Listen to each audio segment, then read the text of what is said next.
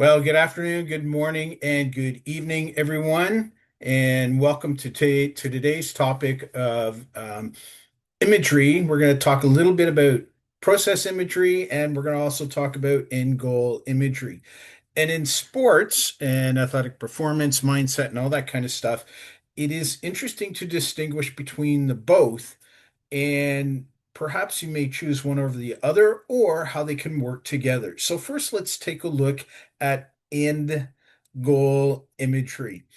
Let's take, for example, you are looking to perform in a game and you have a certain expectation of what's going to happen in the end. In other words, let's say it's a team sport, and all you can do and all you picture in your mind is your team winning, winning, and winning. And you see yourself winning, winning, winning. My question is, that's wonderful that you see that. How do you get there? And it's the same with individual sports. If I'm a in gymnastics, if I'm a figure skater, those types of things. Do you see yourself standing at the podium with a gold, silver, or bronze? And do you do that? Do you go to bed and imagine that?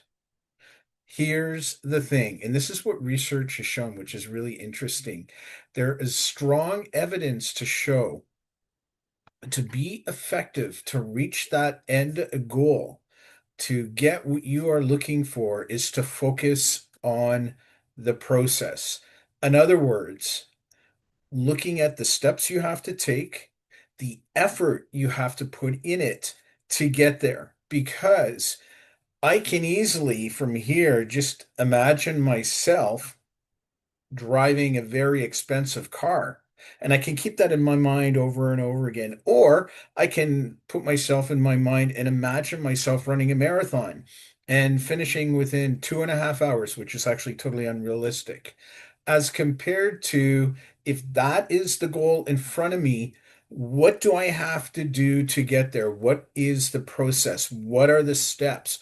What's it going to feel like? What happens if something goes sideways? What happens if you have to back up a bit before you can move forward? So, one of the things that I think is really important, and I'm going to give you an example of this in a team sport that happened many years ago. When we think of imagery, we think of, seeing what we're doing. We think long term, maybe short term. The key thing is, if you're going to look long term to what you want, you need a plan to get there. And you have to break that plan down from the step before you get there all the way to right now. So, if I am a swimmer, for example, and I want to get to the Olympics, for example, I can visualize myself and seeing myself there. And at the same time, what is the process for me to get there? What do I have to focus on to get there? What's the effort I have to put out there? Do I see myself putting in the time, the energy to do the dry land training, to do the in pool training, and I put myself in there. I see myself doing the steps, taking the steps. And as I do, I can feel what's happening in my body. And I do that over and over and over and over again until it's almost like it's automatic and it's in me, but I continue to focus on the process. And within that, and with your swim coach, there may be adjustments, and perhaps you can picture that the way in focusing your technique, the way you're pulling the water beneath you. How are you breathing? Those types of things. It's very, very important that with imagery, mental rehearsal, you're very specific and detailed into what you are doing. Because any athlete can picture themselves up on a podium. Any team can picture themselves winning, winning at championships. And the key thing is following the process to get there. So let me give you an example. Many years ago, when I was a teenager, I was an assistant coach with a select hockey team. And we were in what was known as the Clancy Finals. And for that, and this is in the city of Toronto, and that was basically a tournament for the best select teams in the city. And this particular team we went up against was, they were very good. We beat them the first game, I think by 1 goal. And then they changed their system the second game. It was best two out of three, and we lost. So what did they do? They changed their processes of how to play against us. They had a practice and they taught a different process to their players. And I said to my head coach, they're changing the way they're forechecking. We need a practice so the players can learn the process to overcome it.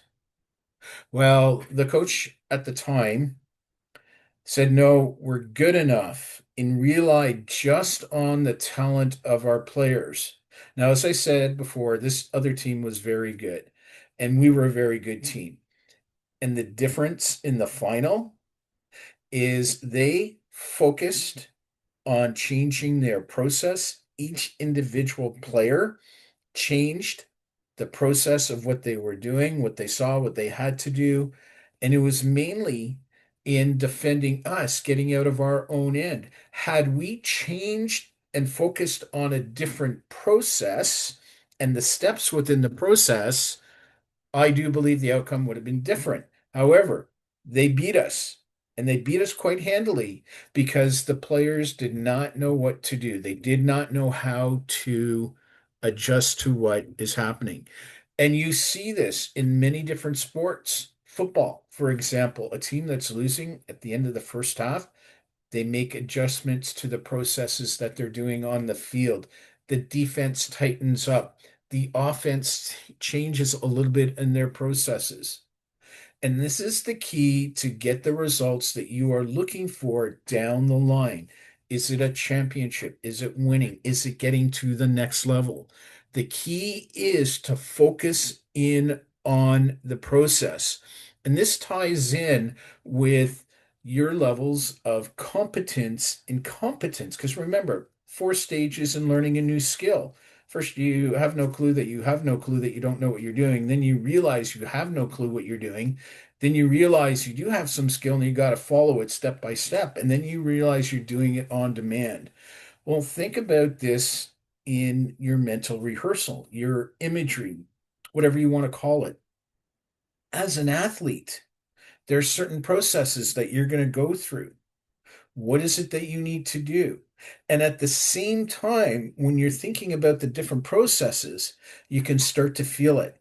And maybe you need to make adjustments in your technique. Maybe you need to make adjustments in your training within the sport you're doing, or if you're doing dry land, which is strength training, which could be speed development, technique, whatever it is. Maybe you need to make some changes. And as you do, you put that in with what you're doing with your sport. And the better that you can go over this process, know that you have to maybe make some adjustments and see the adjustments. Here's an example: soccer game process.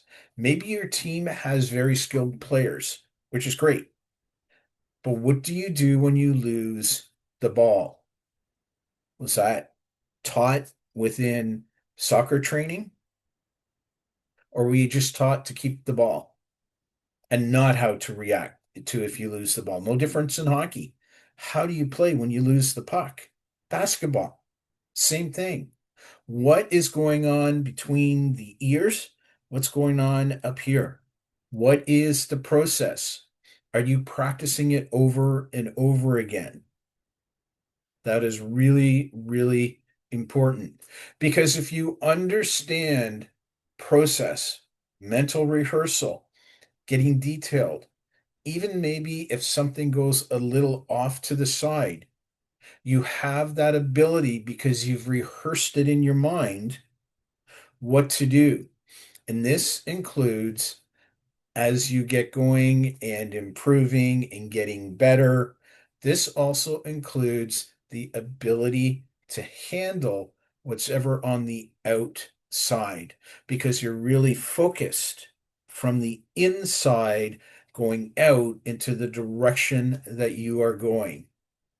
So, this thing of um, process, imagery, and even quote unquote, if you want to call it mental toughness, a lot of this is focusing on doing what you need to do to get to where you got to go, and it's affecting your entire body, your nervous system, your mind, your body, your spirit, those types of things. And when everything comes together, because you've been focused on the process over and over and over again, you become wired for success. You become wired to be empowered because you have choice to focus on the process or focus on the end goal. And again, if you're going to focus on the end goal, remember you need the steps to get there and focus on the daily tasks that you need to do. I'm Michael Wolf Grafstein, sport hypnotist, helping athletes get to their next level, overcoming fear, self-doubt, and anxiety for performance. Bye for now.